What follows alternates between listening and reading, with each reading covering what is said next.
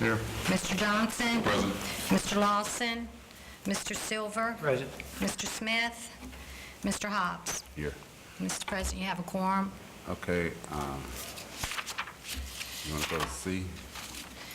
I'll move. Second. Okay, been moved by Mr. Fowler, second by Mr. Marshall. Do you need me to read the items? Yes. Go ahead. Item number 1 is to consider an executive session for an update on the following items. A, to hear from the city attorney and attorneys Craig Davidson and John Sharp on pending litigation and settlement matters concerning the matter of City of Alexandria versus Clico Corporation. B is to hear from Leo Hamilton on the status of the Orman dual pay plan case. C is to hear from Bob Busey on the status of the city's pending workers' compensation claims. And D is to hear from Richard Rosansky on the general liability cases. It was moved by Mr. Fowler, seconded by Mr. Marshall. I need a Okay. roll call vote. Roll call. Mr. Fowler? Aye. Yes. Mr. Johnson? Yes. Mr. Lawson? Mr. Silver? Mr. Smith is absent. Mr. Hobbs? Yes. Mr. Marshall? Yes. Okay. You have a quorum. The way we're gonna do it, we're gonna leave the Clico lawsuit to last. We're gonna start with B, then we'll take C and D, and then go back to A. Okay? Meeting adjourned. Okay.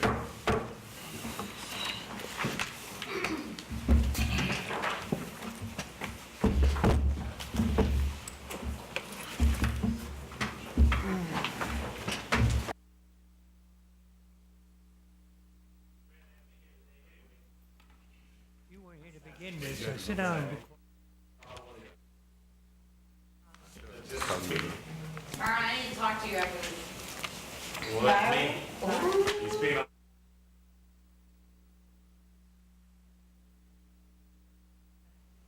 Yeah. Okay. Executive session is now open. I'll move to adjourn.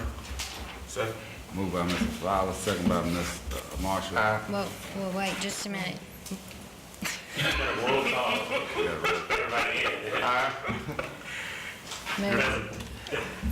Moved by Mr. Fowler, second by Mr. Marshall. Mr. Fowler.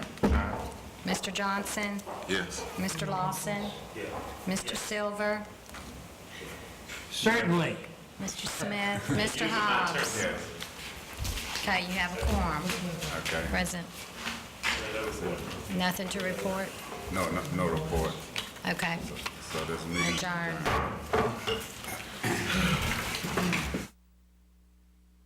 With your permission, we'll have the public works zoning. I can't hit it any harder. Those present are the members of the committee along with, certainly. Okay. James, do you want to address the first? Actually, the first item, Mr. Canella was going to discuss that one. Roosevelt's not here, but come up here. Go to the podium, please.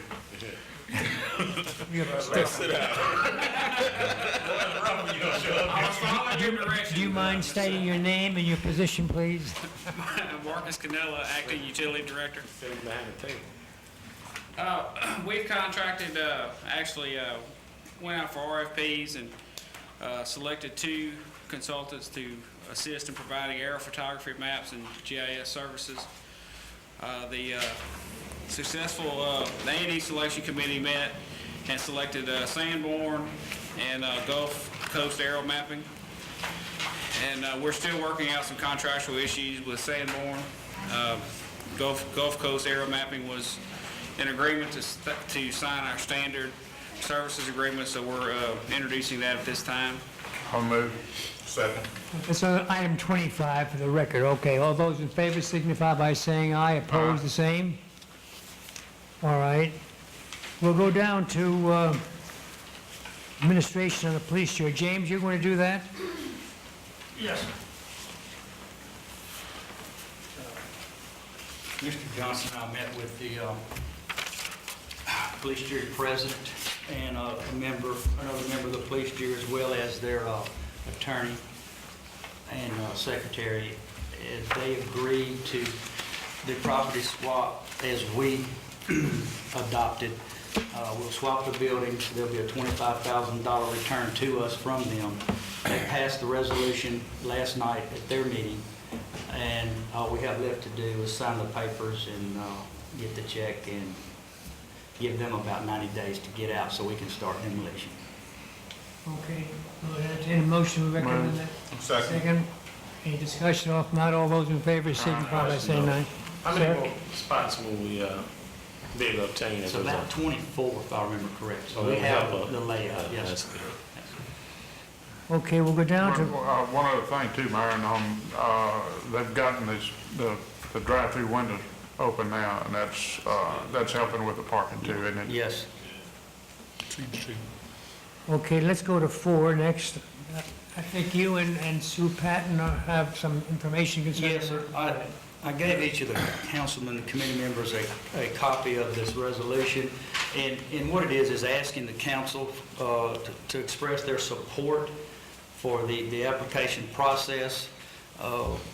URS is preparing, along with Coxsackie Delta, requesting a grant from EPA, $200,000 for petroleum and $200,000 for hazardous sites.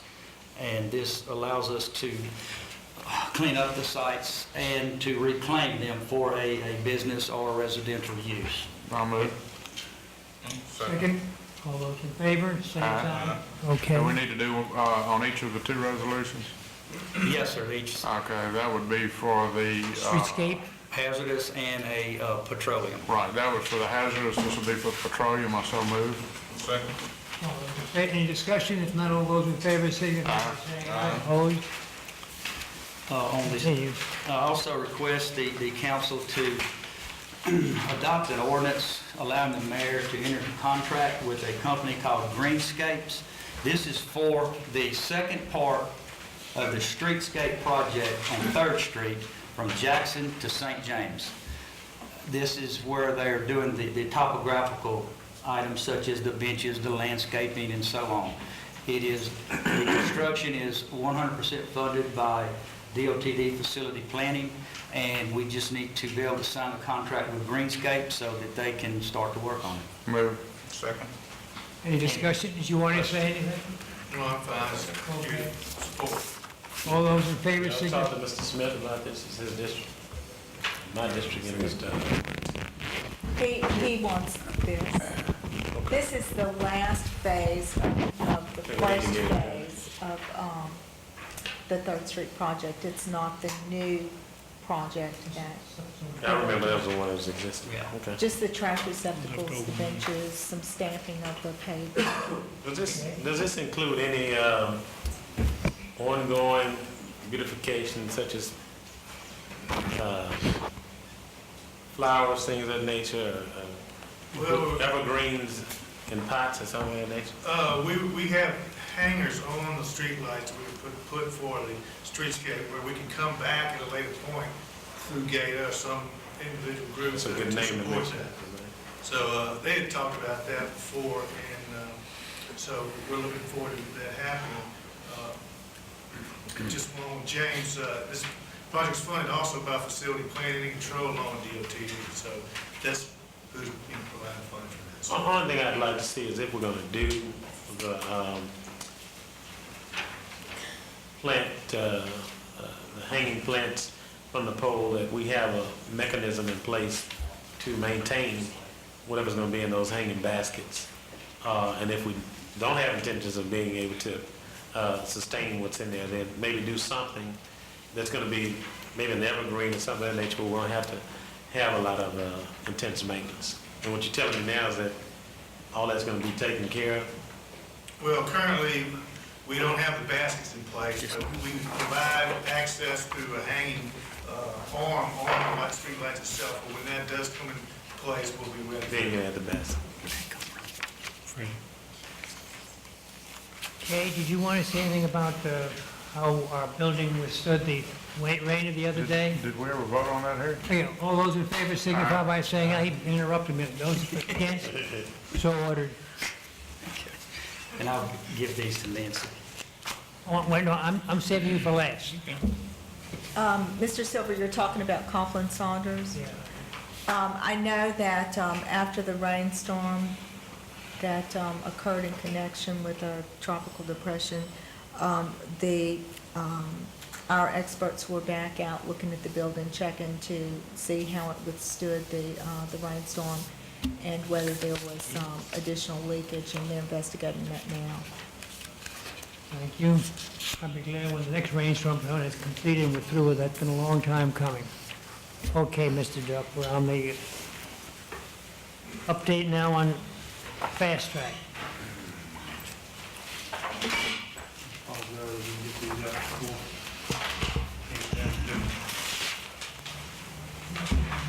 People in the audience. We have a few extra copies. For those of you in the audience who are interested, please take it or share it with people who come in later.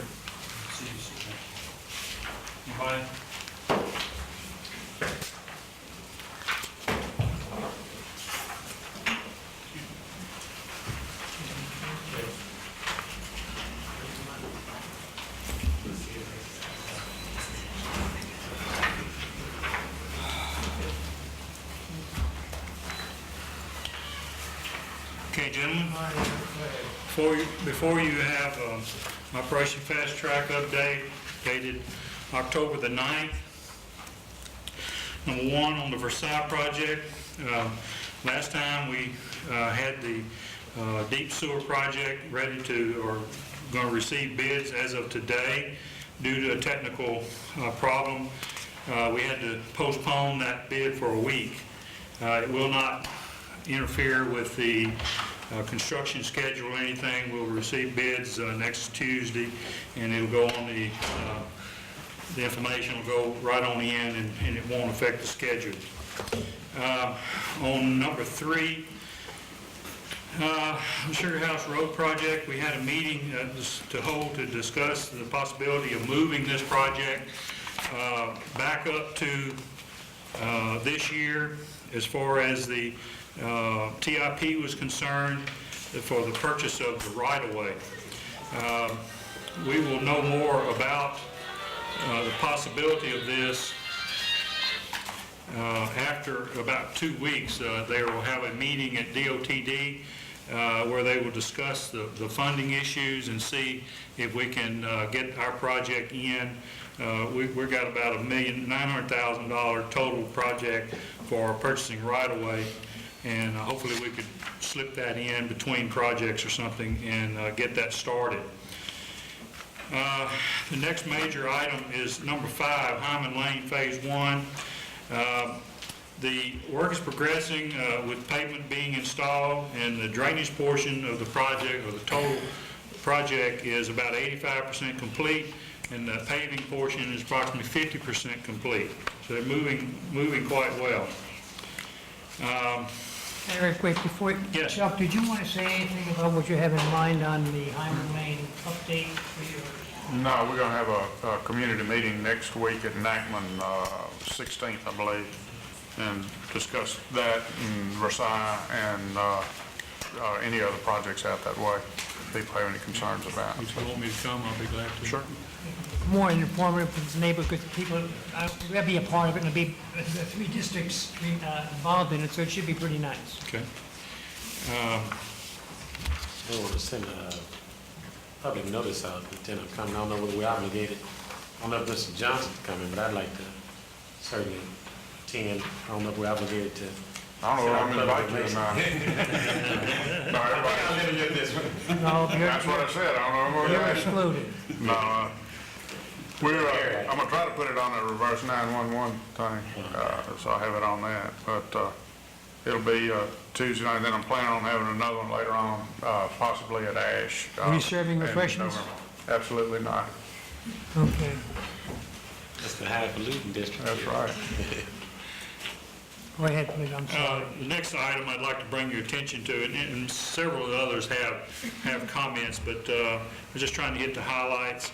On number 13, McAdams Ditch, the submittals for the boxes, for the additional boxes were reviewed and approved, and construction, they actually moved out onto the site today and started construction. So that's a milestone. The next item is Elizabeth Street, number 18, the next page. Yes, sir. Sugar House. We updated that right before Hyman. You want to hear it again? But I have a question. Oh, okay. Sure. That was removed off the bond commission, as I understand. I've heard that, yes. Where are we on, making sure that, plays back on the calendar? Bill Hess was probably need to update us on that. He was for a minute for a while. He just stepped out, but you know, Myron, I called you that day that, that I had heard that it was moved off of the list, and, I think you told me that, that it was gonna be put on the next agenda. But I haven't heard anything since That's why that I want some time. confirmation. I don't understand why we were reversed and seconded. Yeah, we don't No know. one understood why it was removed. But we are trying to get it back on the urban system TIP schedule so that we can get the right-of-way purchase. I'd like a resolution come out this body to strongly encourage that Sugar House is put back on the calendar to be funded, put on there as a priority, such that we can move forward with the Sugar House project. On the TIP, what we were just talking about? Right. It's an excellent idea. And the other one, right, as far as the legislature is That's concerned. right, as far as the legislation is concerned, because we're gonna get into a lull pretty soon with these elections coming up, lame duck period. I certainly don't want to be caught in that, so, Mr. Chair, if you would. I'll make a motion for a resolution to that effect. Second. Any further discussion? All those in favor signify by saying aye. Aye. Question, Mr. Hess? We'll have it worded and I was bring it before asking council. what the pulse was with the legislature on Sugar House putting back on the calendar. Right, it did not make the agenda for the first bond commission meeting, but it is scheduled to be placed on the second bond commission meeting, which should be coming up later in the month. But insofar as its funding is concerned, it's not as promising as it once was, because it didn't make that first agenda. Which is what concerned me. I'm very concerned. We moved jointly when we decided we were going to do these projects. The cornerstones of fast track was Versailles and Sugar House. And now we're down to Versailles is moving expeditiously. Yeah, And, well, the state, got Sugar House yeah, again, because I was The, young growing up in there, right, like another wrench, and I don't understand it. the State Bond Commission had to cut a considerable amount of dollars. There just was not enough to fund everything that was approved. Multi-billion-dollar budget surplus in the state, and we couldn't find money to do Sugar House. Well, Mr. Lawson, the administration has pushed it from our end as hard as we can, including Mr. Hess going down there. We've been pushing it, frankly. We need help from the legislative body of the city, and that's you guys talking to the legislative delegation for the area. That's who ultimately can decide, whether seen or unseen, what makes the bond commission schedules and all of that. It's in the priorities where you saw it at the end of the session. It's where it needed to be.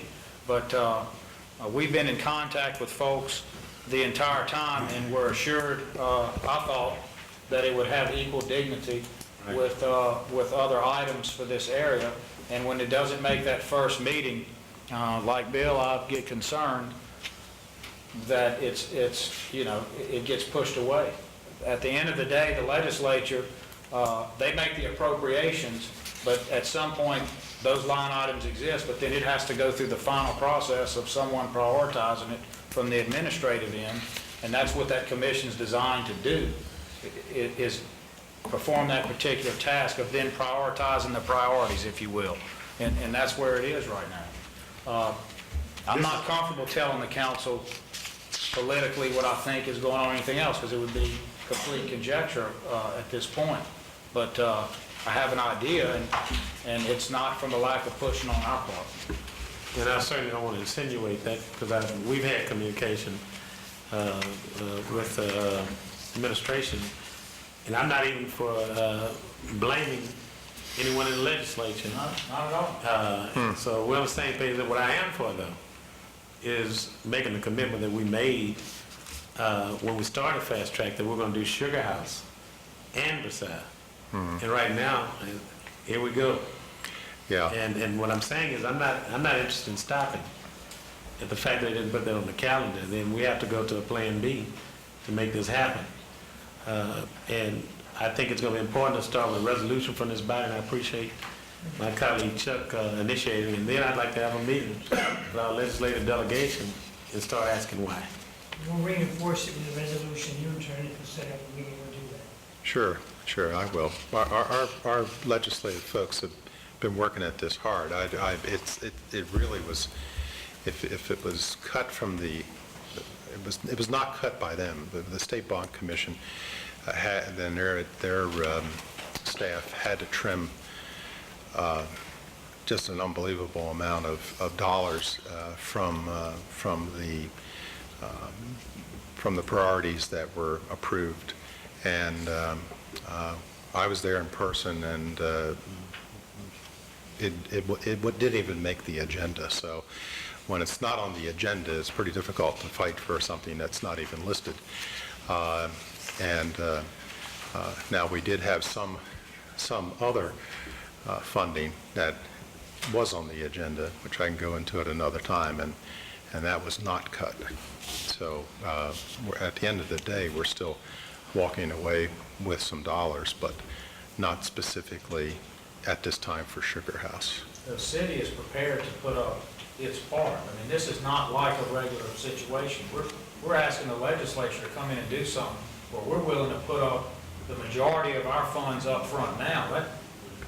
That's as good a faith as a city can show to the legislature about where we are. That rarely is the case. We're saying we're willing to put our money where our mouth is.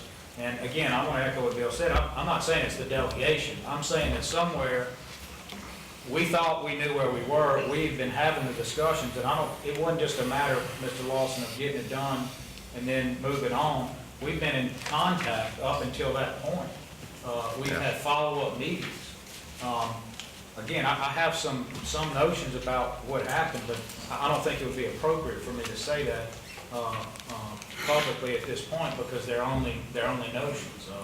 They're only they're conjecture. I mean, it's scuttlebutt. It's what you hear around people discussing things around town, and we just don't know that.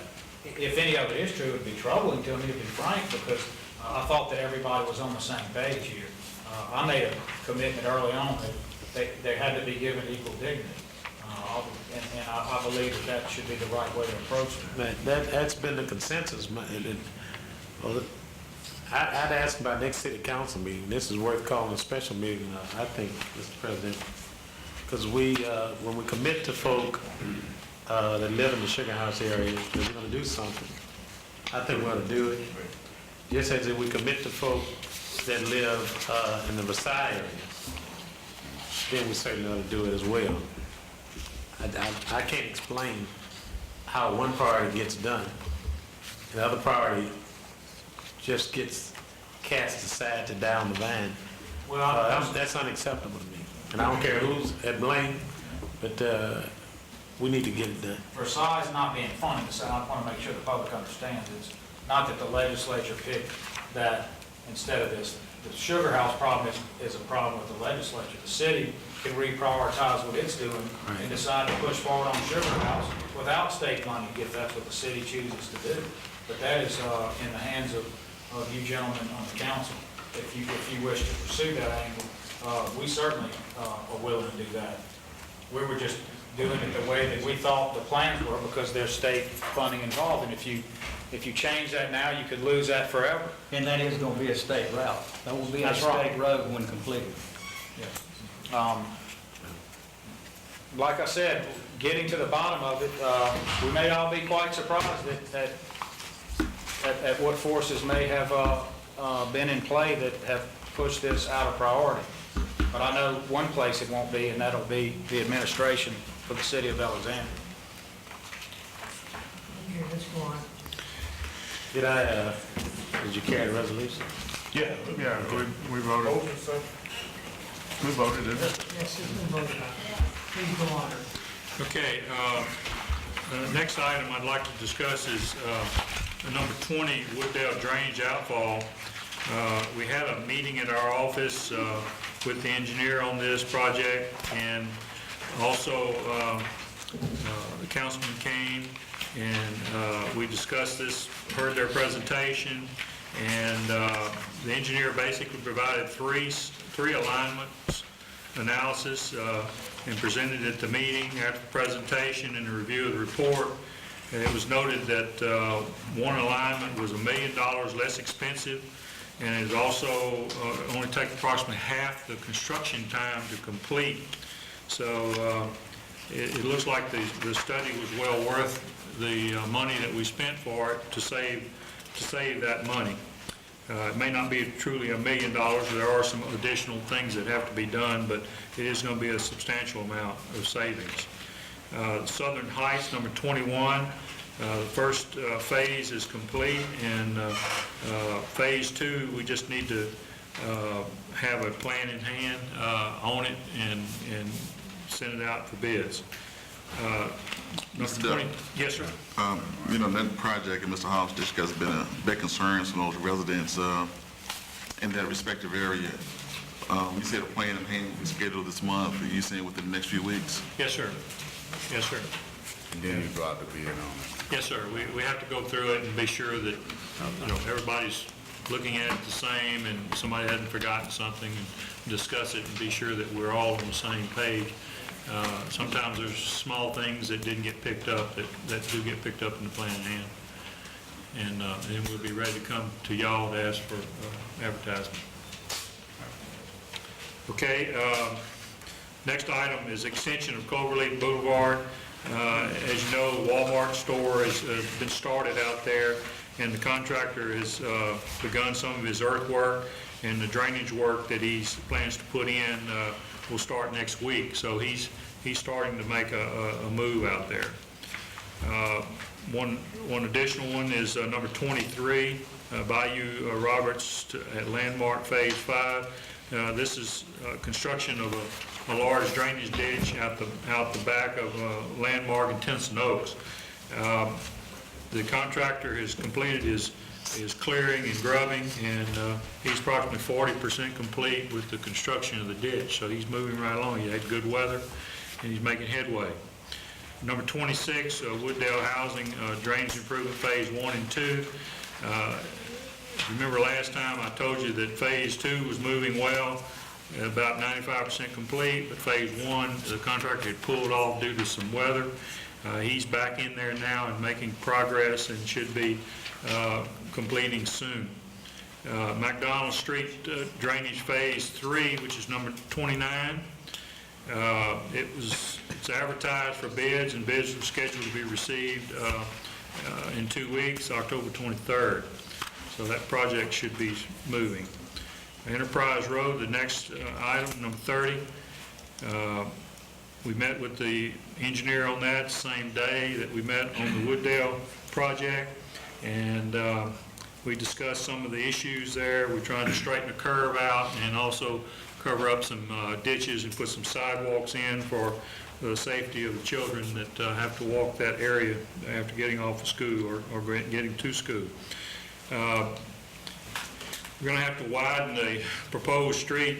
Right now, it was set up as a 24, but that is shown to be a collector on the master street plan, and we need to enlarge that street to a 30-foot street. And that's the engineer has been directed to do so, and he's going to continue with the design. Next item. Let us know how much right-of-way is needed, so we can start right-of-way purchase. The next item that I'd like to speak on is item number 33, the St. Andrews and the Lynx fence.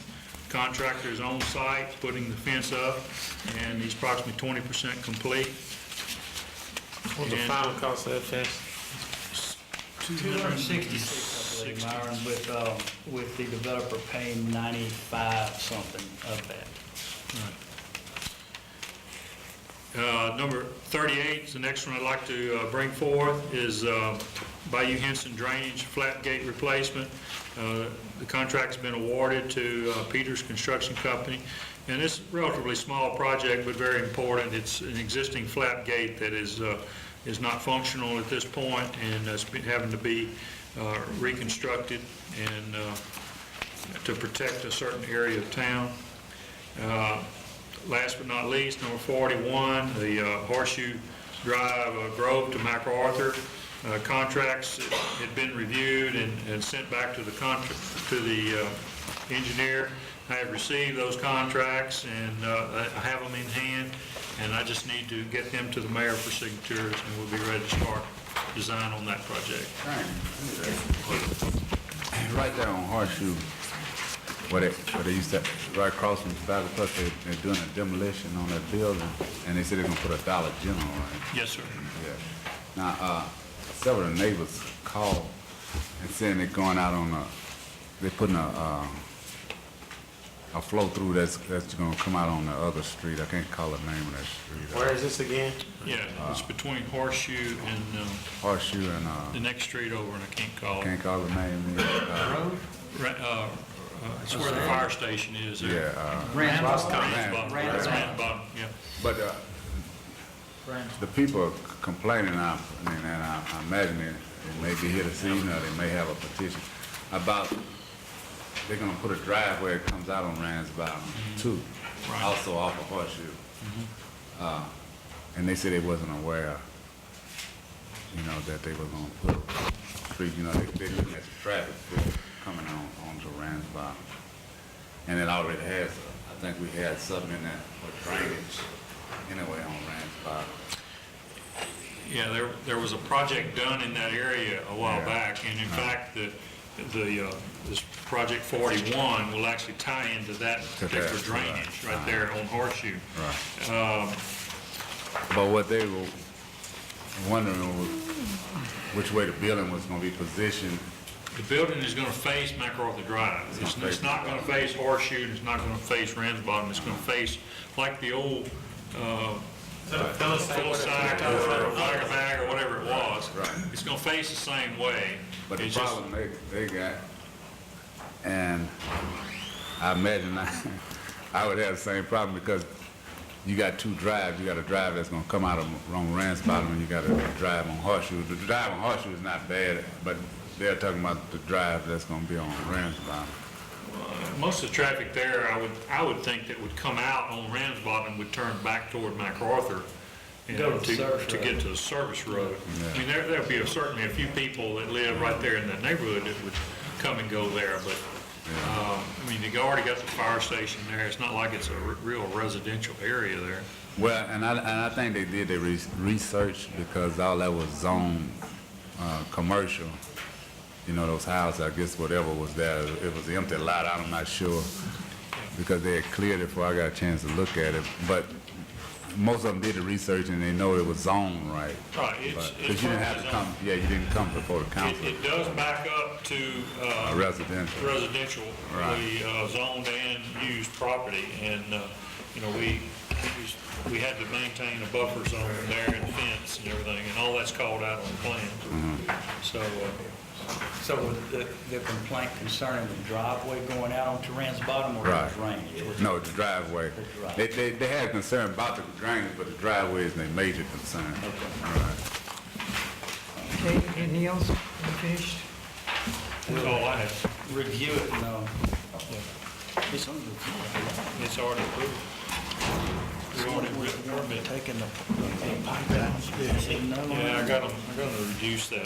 They are going to take a little piece out, but we're going to come back and cover all that up, in the next project.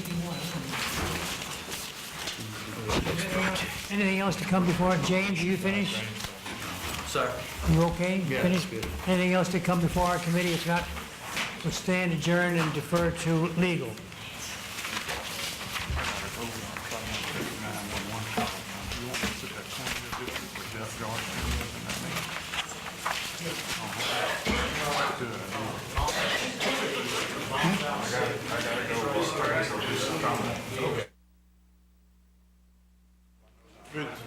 We get to lay it. look, we're gonna call the legal committee, meeting, and, on this is, Mr. Johnson, Smith, and Mr. Lawson. And the first item on here, we're gonna delay this, Ms. Vaughn, I was sick, so we're gonna delay, this item. Huh? We're gonna delay it.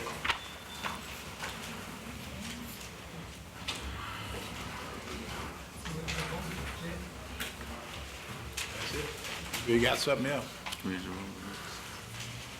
Did James didn't leave? You locked up on your deal in Washington with your drawers?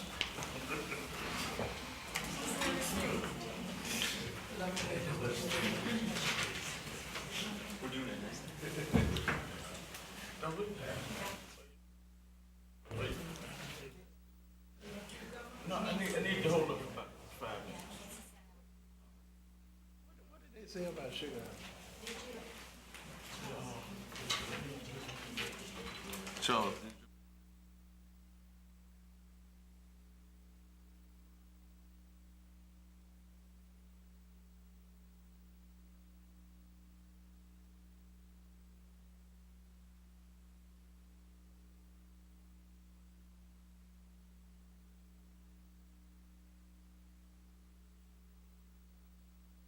The Development Committee meeting to order. Members of the committee, myself, Mr. Johnson, Mr. Smith, and Mr. Howes present. Item number 1, to consider final adoption of an ordinance authorizing the mayor to enter into contract with J. Quad and Associates, LLC, for professional services to develop a redevelopment plan for CDBG target areas containing strategies for revitalization and redevelopment of blighted areas. Ooh, boy. That's all right. Thank you, Mr. Marshall, for rearranging the schedule for me and taking this item first, because I think some of the issues that we're going to address in the other items that you have on your agenda will touch on this as well.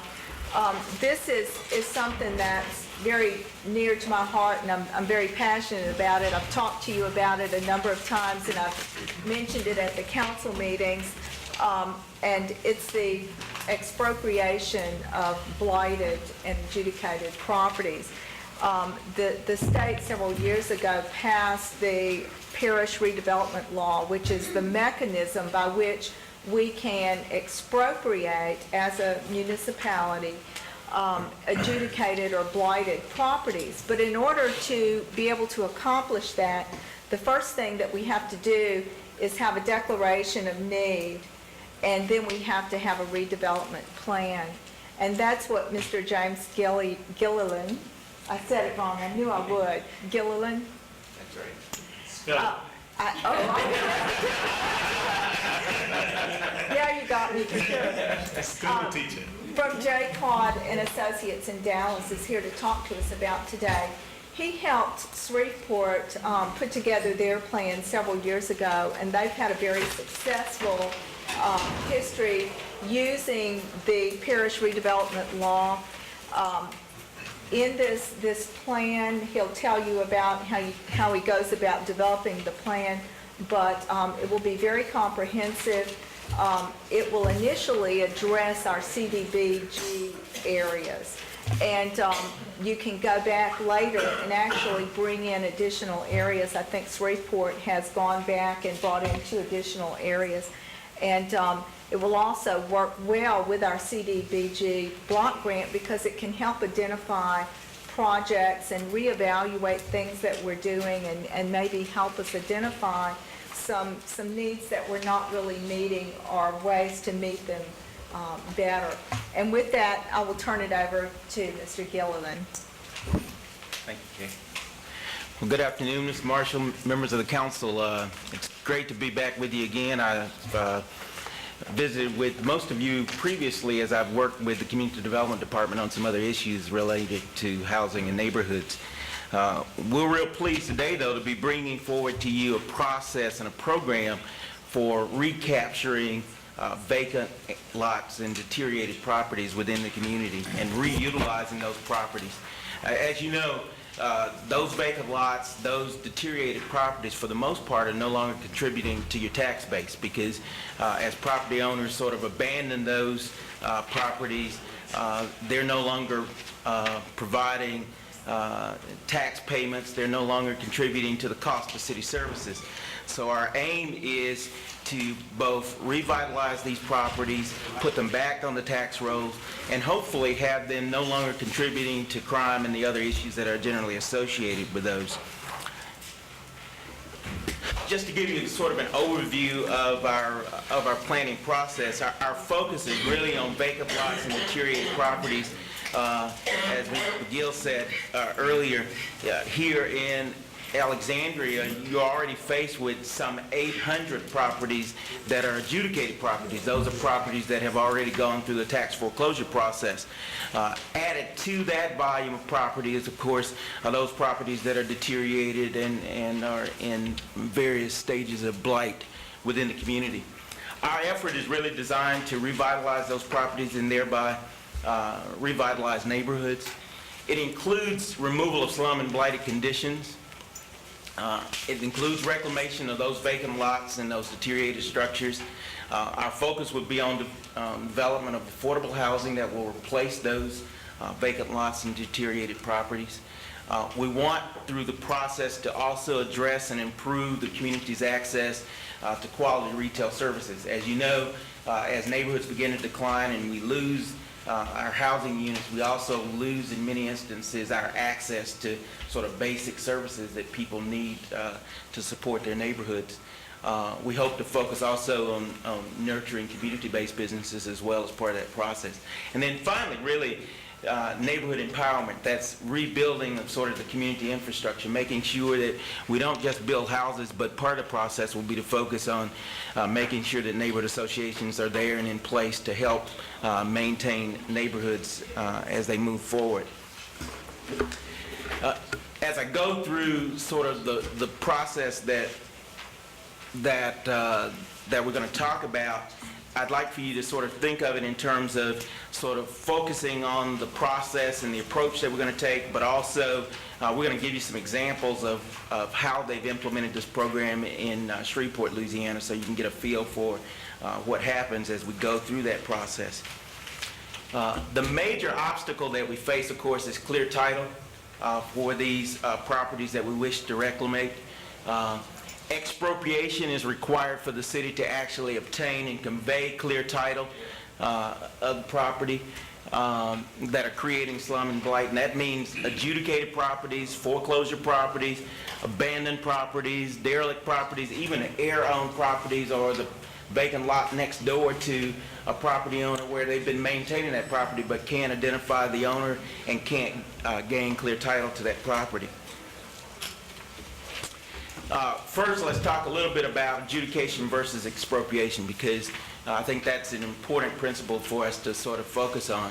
Adjudication, of course, is the process that you're very familiar with. It allows for the transfer of the title of the property, to the state or the jurisdiction by the parish sheriff. These are properties with unpaid taxes and property liens that have been seized for foreclosure. The foreclosure property is advertised for sale, sheriff's sale, and if it fails to sell, it's struck off or transferred to the local jurisdiction. Adjudication does not, however, provide for clear title. As you know, that gives you the ability to issue a quick claim deed, which is a title subject to a redemption process. So what that essentially means is that title companies won't grant us a title policy, and mortgage companies won't lend money based on that. Expropriation, on the other hand, allows for the granting of clear title of those properties. And you already use expropriation under your civil codes to expropriate properties for public use. And that is, if you want to build a fire station or a community center, those kinds of things, you have the ability to go in and expropriate for public purpose. our desire, and under parish redevelopment law 334625, you are in fact granted the ability to expropriate for private purpose and to remove slum and blight. The process for expropriation, once you've satisfied the redevelopment law, is essentially the same as your expropriation for public purpose. Under parish redevelopment law, they're very specific in terms of what the jurisdiction has to achieve in order to undertake this process. They first must create a finding and declaration of need, and you have to explicitly document in the plan the existence of slum and blighted conditions. We have to create a workable plan that will guide the actions that we're going to take, and then the redevelopment areas that we're going to focus on have to be clearly identified so that expropriation and reclamation of properties would then follow that plan, and that you could demonstrate that you're expropriating property in order to implement the plan.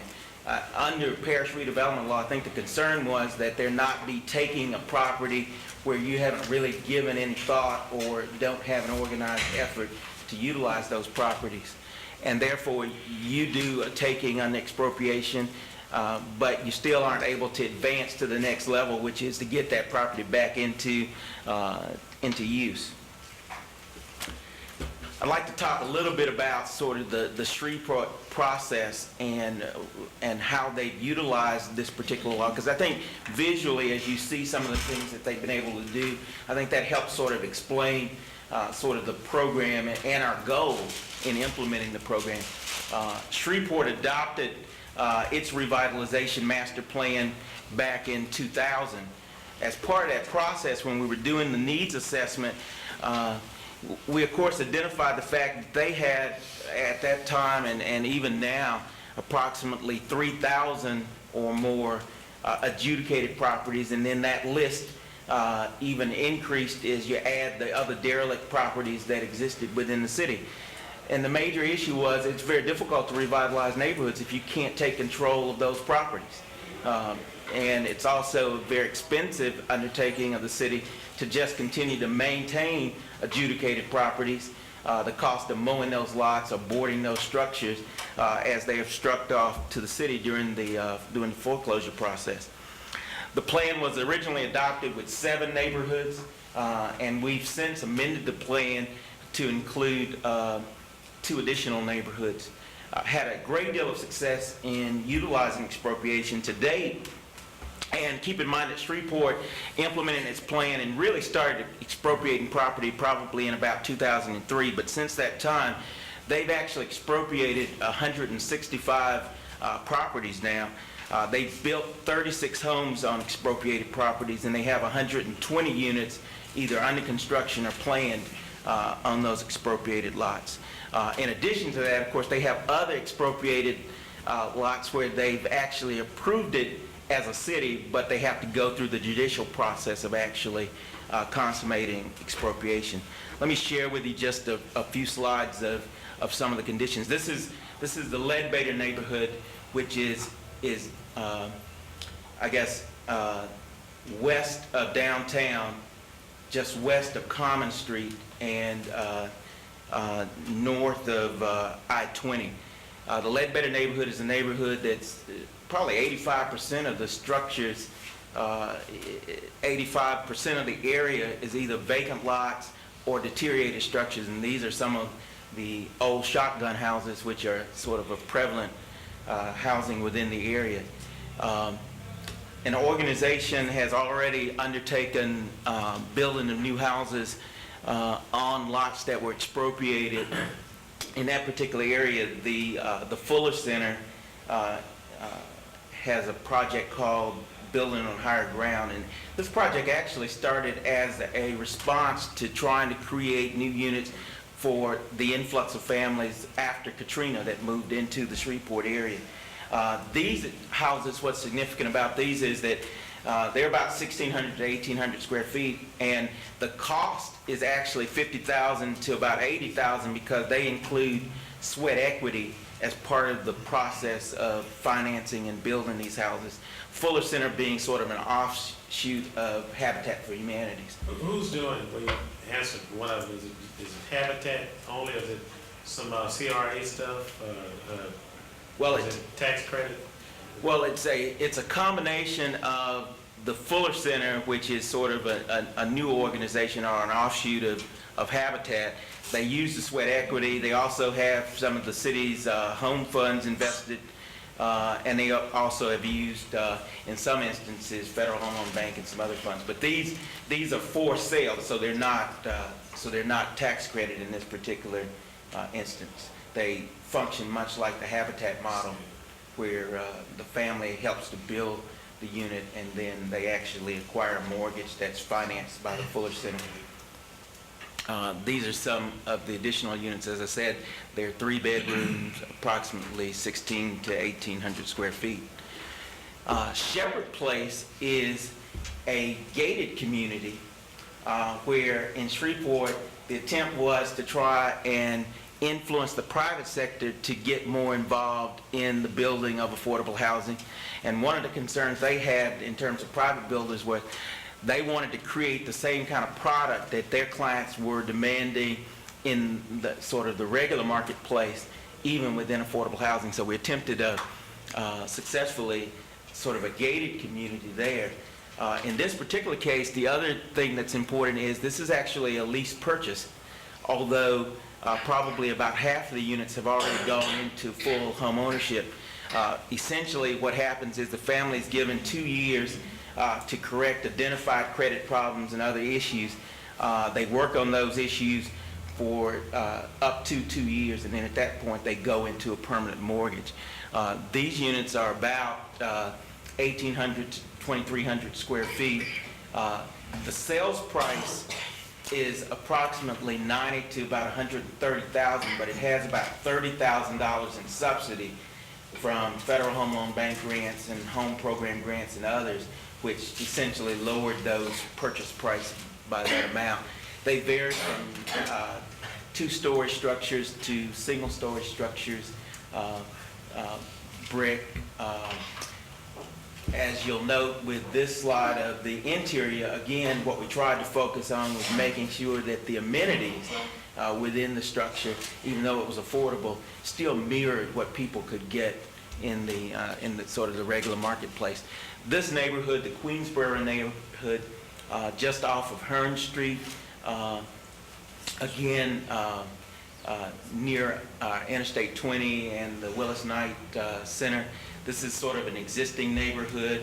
One of the focuses here was to create affordable housing that mirrored the architectural design within that particular neighborhood. So as you see, rather than just building sort of the traditional brick home, they really focused on creating homes that architecturally would mirror the houses that were in the neighborhood already. Again, you're talking about purchase prices of about $90,000 to $110,000, but as much as $30,000 in subsidy that reduced the price to make sure that it was affordable. This is actually a house in the same neighborhood. It's a substantial reconstruction. So again, they took a house that was badly deteriorated, and by probably replacing about 80% of the structure, even though we call it reconstruction, for the most part it's new construction. And then the Queensboro Neighborhood Association itself, which it's a neighborhood association that was created as part of the planning process that ended in 2000. They actually created their own community development association, and they're building houses within their neighborhood. And they've chosen to build sort of the traditional brick structures, but one of the things that expropriation allowed them to do is to buy in lots on an entire street so that they could correct the deficiencies on an entire street as opposed to sort of the infill approach.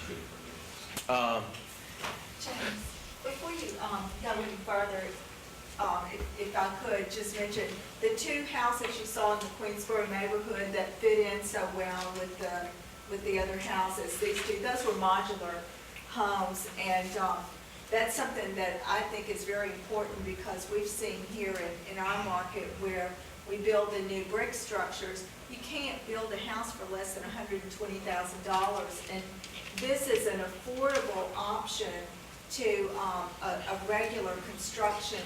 And I think when the McElroy master plan was done a couple of years ago, he even indicated then that if we could bring in some modular housing, we could create some affordable housing for about between $25,000 and $30,000 per unit. Of course, it's a much smaller unit than these. These were like 4 bedrooms. These were very large homes.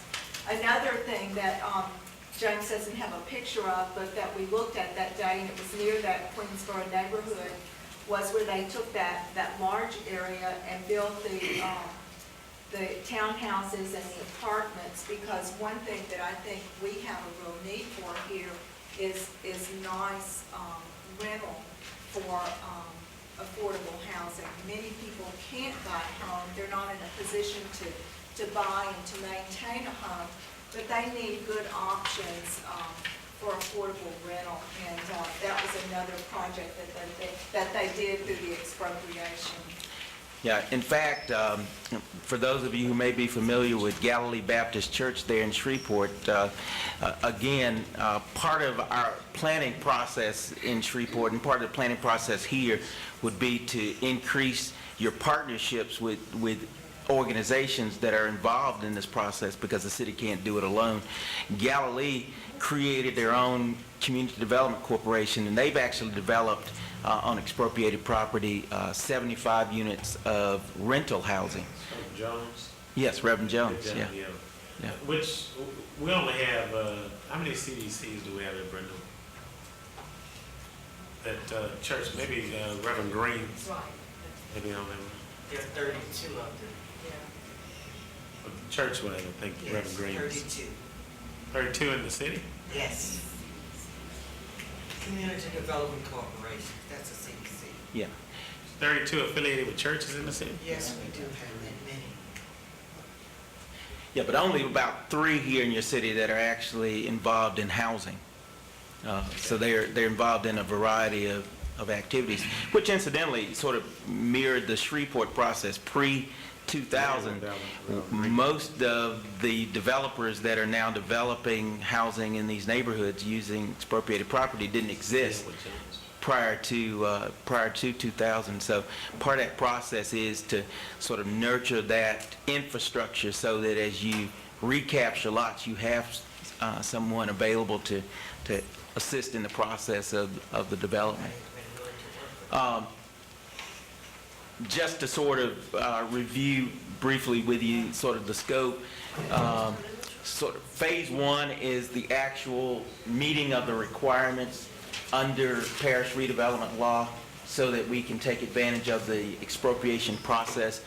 We have to document those existing conditions. It's there that we will identify the issues that are sort of facing or impeding our ability to implement this program and to create strategies.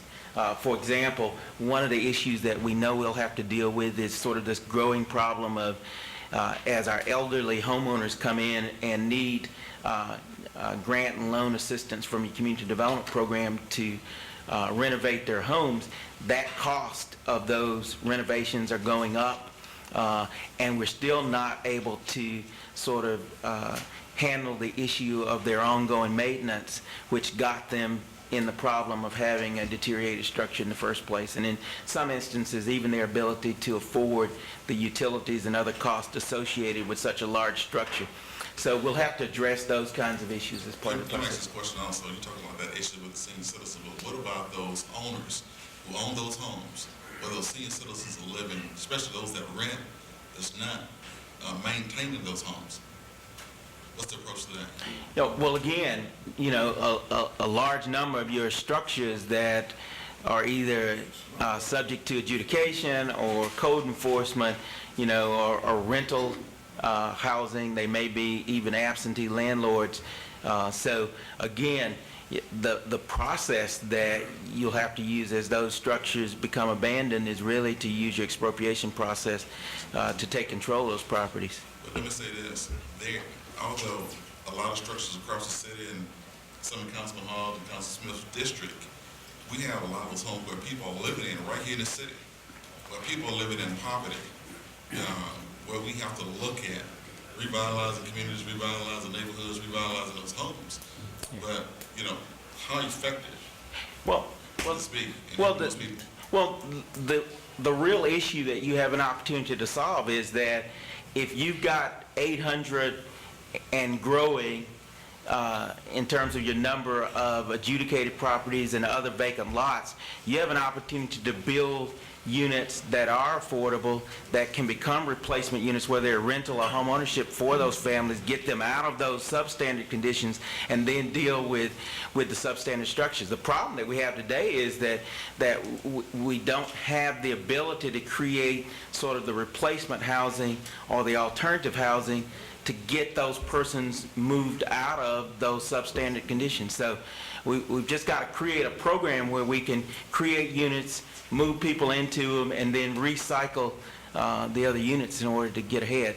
That's why the program in Shreveport was so important. In addition to the units that they were already building with their community development fund, the fact that they're able to identify another 156 units of home ownership and then a number of rental units gives them the flexibility to do just what you're talking about. In other words, go to revitalize some of those, like rental units that maybe sometimes the landlords, or some of those slumlords, maybe advise them of the possibility of funding that would help them either get from under those properties or sell the properties to some of the people that they're renting to. Yeah, because the main thing is that you have very limited control sometimes over landlords who are creating substandard conditions for people that are living in them. And if they don't have alternative housing, they're afraid to report to the city that they're living in substandard conditions. They're afraid for you to take action against their landlord because they don't have alternatives. If you went in and exercised code enforcement and they're forced to move, then where do they move, and can they find units that are at that price that they're paying for the substandard housing units? So the real answer is create a program where you can create replacement units, get those persons out of those units, and then recycle units. And incidentally, especially post-Katrina and with your market, people are paying very high prices for substandard housing units just because there are no alternatives. And so it's not that they can't really afford in some instances. I think, Brenda, did we have rental rehab one time? We had a rental rehab program that, people that was renting these homes, that had rental rehab, they come through Community Block Grant. It was there for them. I know Mr. Johnson was talking, but they didn't have to be in those type of conditions because we had rental.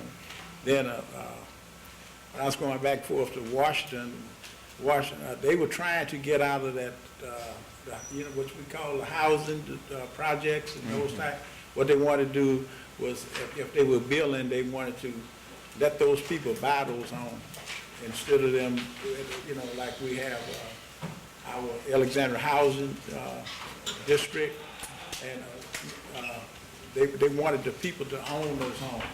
The federal government was really trying to get out of that business, and let the people that was living there afford them opportunity to buy the homes that, and the study was showing that people that own homes tendency to take care and do better. And keep in mind that even though the rental rehab program was discontinued by HUD, there are other ways in which we can really deal with the issue of rental housing. The expropriation process is really the underpinning of sort of your your process. It allows you to take control of the vacant lots and deteriorated structures that are creating a problem. Then you use the mechanisms that you have in place and expand the resources that you're using to deal with that, to do those kinds of things. So you can deal with rental housing and you can deal with home ownership housing. But the big problem is how do you take sort of control of deteriorated structures that you don't currently own and you can't convey clear title. Now, would you say the adjudicated factor in this process is a big part of the plan, going in and once those adjudicated properties are seized and turned over? Yeah, in fact, in Shreveport, that was our starting place, and I think it should be the starting place here, is you got this ready inventory of adjudicated properties that you already have responsibility for because they've been transferred to your under your responsibility already. So one of the first focuses would be to look at that sort of adjudicated inventory and attempt to deal with those as part of the planning process. And keep in mind, you have 800 of those, and of course that number goes up, and you know. I would also like, I know in my district we have residents, homeowners that live in the district, maybe have a vacant lot next door to them where they can't find their heirs and stuff. They've been taking care of these lots because they happen to care about where they live, but they don't have ownership. And some of those people want those lots. You know, one constituent of mine, he's been on the list forever. And will they be given like a first shot at when we do this? Will they be given like an opportunity to buy this property, or? Well, I don't think that the city has actually decided how they're going to proceed with that process, but that's one of the issues that we really do need to deal with. I mean, expropriation would allow you to expropriate the lot next door that somebody is currently maintaining for either incorporation as part of their lot or to build another unit on it. So yes, it's something that should be given a priority within the plan. Because in other areas of the city, we do have where the lots are too small to say build a house on now, according to our standards now. But there might be that same situation where you could go down and take two lots and make one lot to build a house on it. That's correct. And even people who live next door to a deteriorated structure that's being used for criminal activity and that sort of thing, either the neighborhood, we've had instances in Shreveport where the neighborhood itself came forward and wanted the property expropriated. That's how Queensboro Neighborhood Association actually got involved in building houses on those lots because they didn't want the deteriorated conditions to exist within their neighborhood. And they just wanted to be more proactive in terms of being able to deal with it and at the same time making housing alternatives available to people in their neighborhood. Yeah, we got somebody working already on adjudicated property. They got, I think for those confirmed, somebody was supposed to bring that. Yes, ma'am. You're talking about adjudicated. Can you stand up? You know. I just had to get in for him. I hear you talking about adjudicated property, and I hear you referring to the city, but unless y'all have changed the law or ordinance, the city does not handle adjudicated property anymore, the parish does. So have we made something with the parish to bring it back to the city? So we can export it? Ms. Walworth, we would spend over $100,000 a year on cutting grass. Right. That part of the adjudicated property that the Provosky law firm was supposed to be, they're drawing up something to where we can bring it and put it back. It's been through the legislature to bring it back, and that we can either go through the parish or that we can do it ourselves. But they're supposed to be researching and bring us and putting together the process by which we're going to do it, or we go back through the police jury. They were doing it one time. Okay. But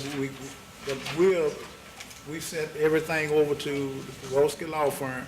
They were supposed to be doing bringing back a process, even where we can abide by the state law, and I guess by the federal law, what we can do to put this property back in use. But my understanding from what I'm hearing you say is that instead of going through the adjudicated route, go through the expropriation route. Am I correct? Well, what we're saying is that adjudication does not gain you clear title to the property. Expropriation is the only way in which you can take control of the property and either convey clear title to whoever ultimately will build upon it. So adjudicated property becomes sort of a subset of the property that you want to focus on. So you're going to focus on adjudicated property because you need to create clear title. You're even going to focus in some instances on air property or just abandoned property that hasn't gone through the foreclosure process because you want the ability to take control of it and put it back into reproduction. So think of it in terms of adjudication will always be a process you'll have to deal with because that's your mechanism to actually foreclose for purposes of taxes and liens. What you're trying to do through expropriation is to gain clear title.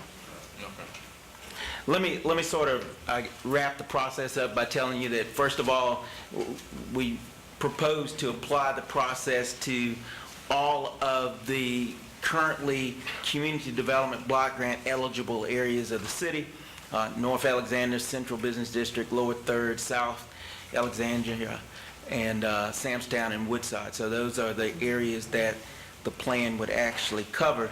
Ultimately, if you choose, you could then come back and add additional areas to the planning process that have some of the same conditions that you want to sort of affect within these areas. And you can always add and make that process sort of a fluid process. Keep in mind that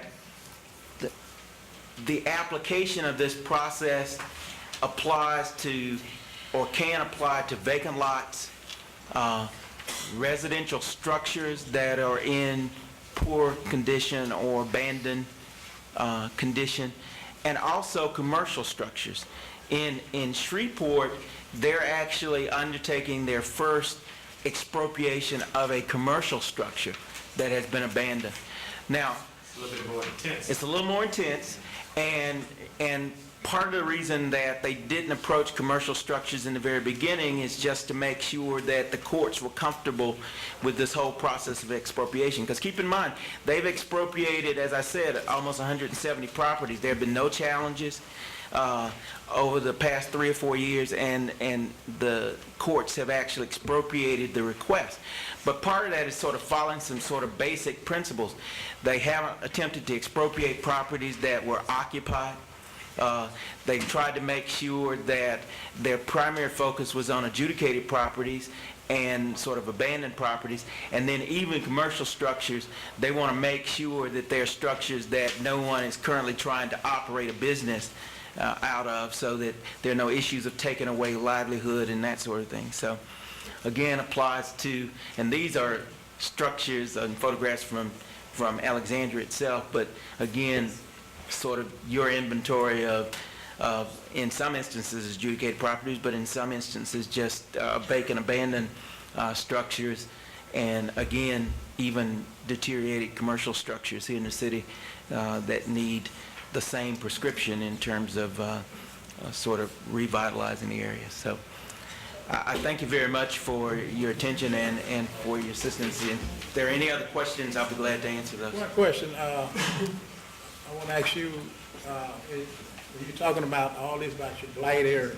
and you, like Elroy's plan, are you going to use some of, I know that he had some of those streets and things under the master plan?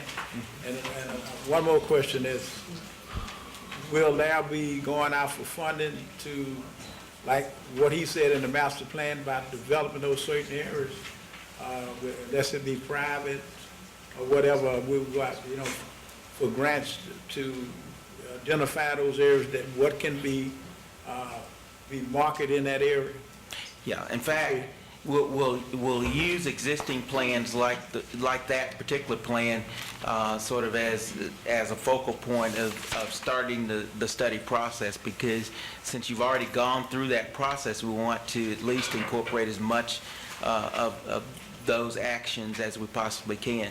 Part of the focus of the plan will be not only to identify the blight and create sort of a plan or a strategy, but those strategies will include focusing on the things like increasing your nonprofit and private sector capacity to produce affordable housing and identifying additional funding, and also dealing with some of the issues that you're dealing with currently.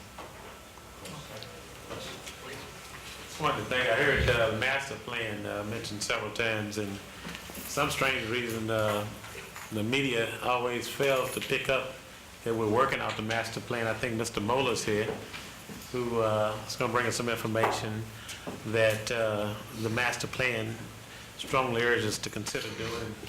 That's being done, so I want to just thank you for that. And also, we talk about the fast track program with recreation, also off the master plan. So I just want to jog the memories of those when they always feel like they want to take jabs at the master plan that was done. This council is certainly implementing the master plan and looking forward to doing more implementation of it. I'm interested in doing exactly what's suggested here, but I'm interested in doing it with a sense of urgency. So let's get started. Thank you, Kate. I mean, I know that you and Brenda have been working diligently with this. I want to thank the two of you for bending over backwards and pushing us forward. I know the chairman. We got a couple more issues. We got enough. Just real quickly, just to touch on what Myron said, to implement it quickly, to get the survey done, the analysis of our need, and then to create the plan. We could have this done in probably 5 months if we go ahead and pass this today. I've talked to David Crutchfield. We've got the money in the budget to pay for phase 1 of the plan, and then there's a phase 2, which would actually be implementing, assisting in implementing the revitalization once the plan is created. Thank you. Mr. Marshall, can I ask a quick question? Yes, ma'am, very quickly, Please. because I'm running into I another understand, committee. but it's also really important to what I want to ask. When you said you wanted to deal with non-profit organizations, how are you going to implement their process?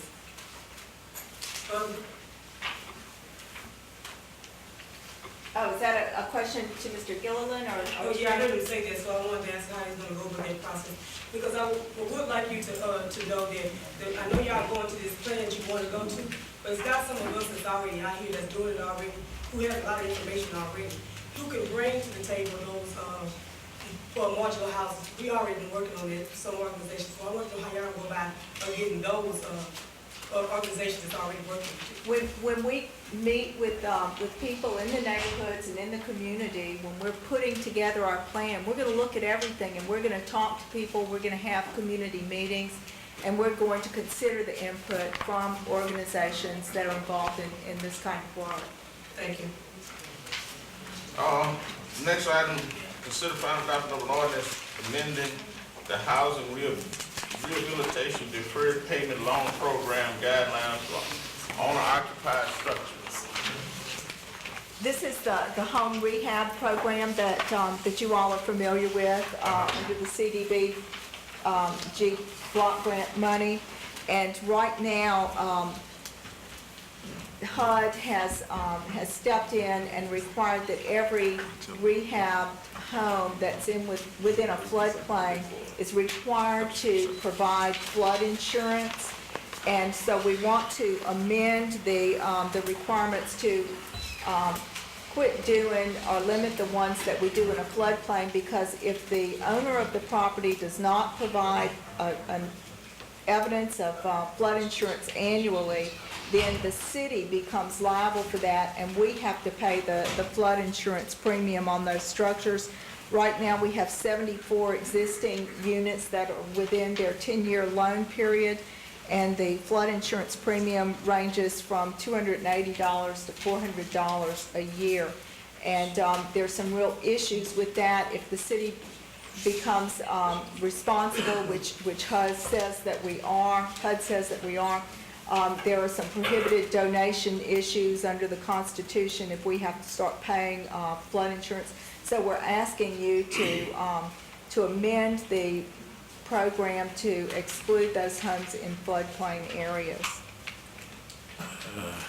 I'm not sure on that, but I need to do a little house cleaning right quick. Okay.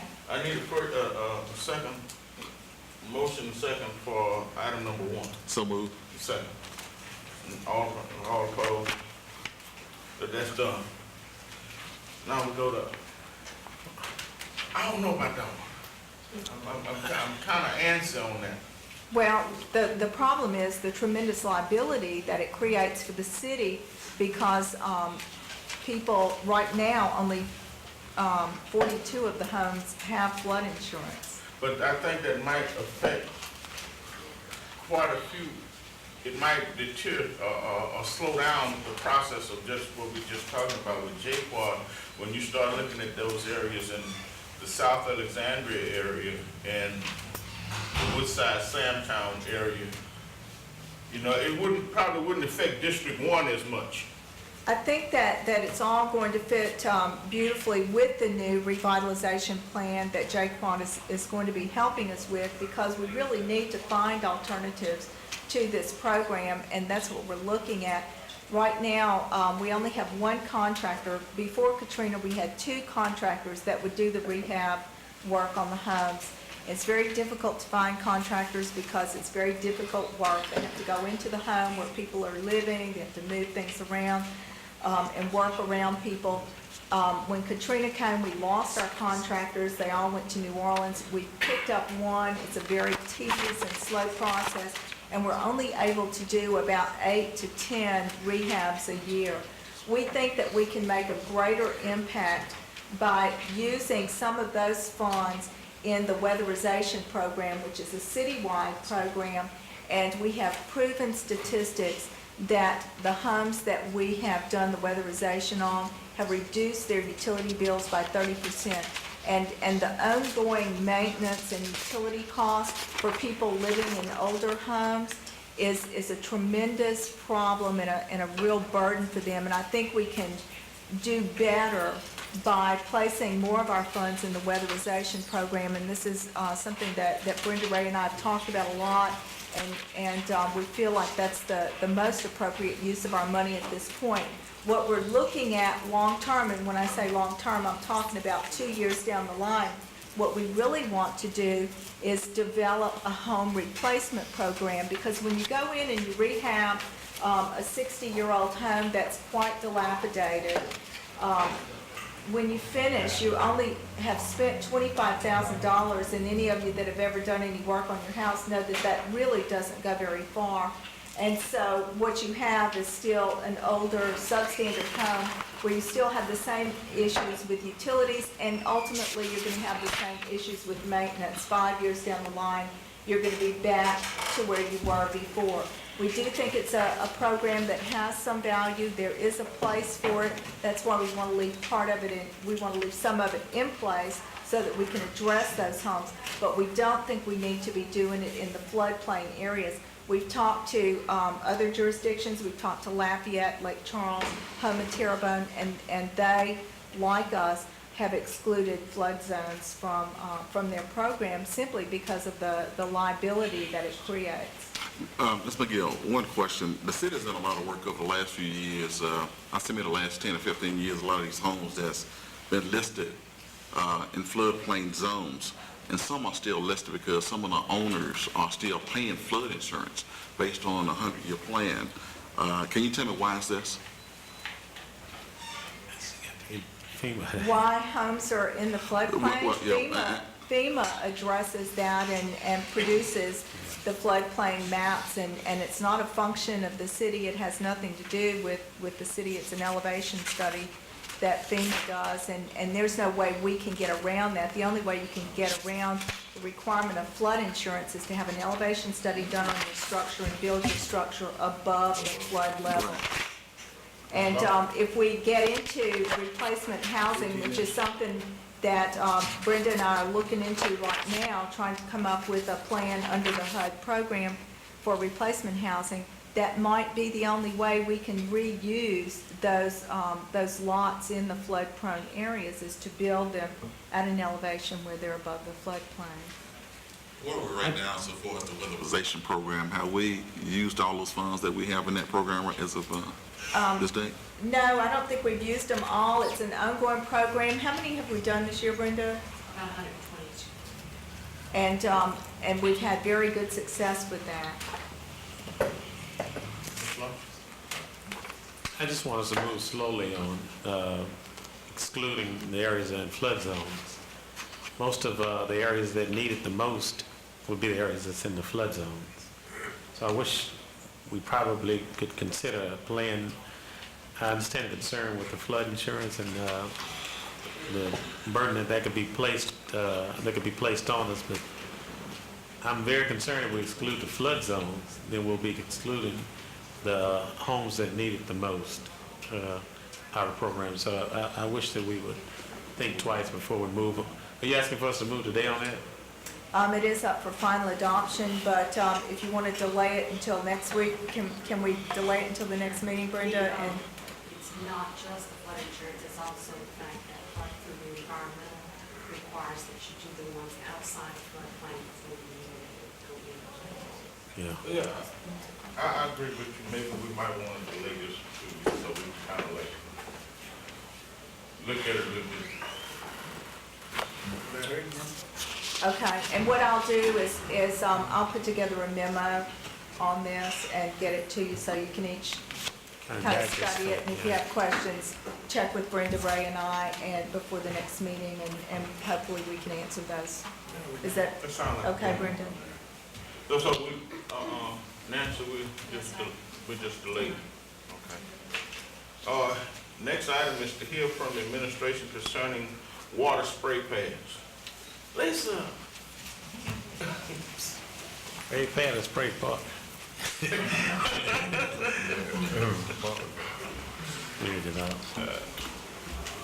Mr. Marshall, I'm actually going to take the last two together. I'm going to... Sound like a plan. Okay. Sound like a plan. Okay. I just want to give you all a brief update on AREP, Alexandria Recreation Education Programs Commission. We, for the most part, you all know you had appointments to this commission, and also the mayor, and there's a representative from the school district. And also, I serve on the commission as an ex officio member, along with Muriel Lawson, Director of Public Works. And I want to recognize, because there are two members of the commission here with us today, Ms. Gwendolyn Niles Foster, who is the president, and Ms. Jo Betty Sturks, she is here as well. But just to bring you up to speed on the commission, we meet every month, the third Thursday of the month, at 5:30, actually right next door in the committee meeting room. AREP has, since started meeting in February, they have developed their bylaws, which is their governing tool, which they basically have set up committee structure, and they tend to address issues that come through my division as far as programs and what we should be looking at or what we should not be looking at.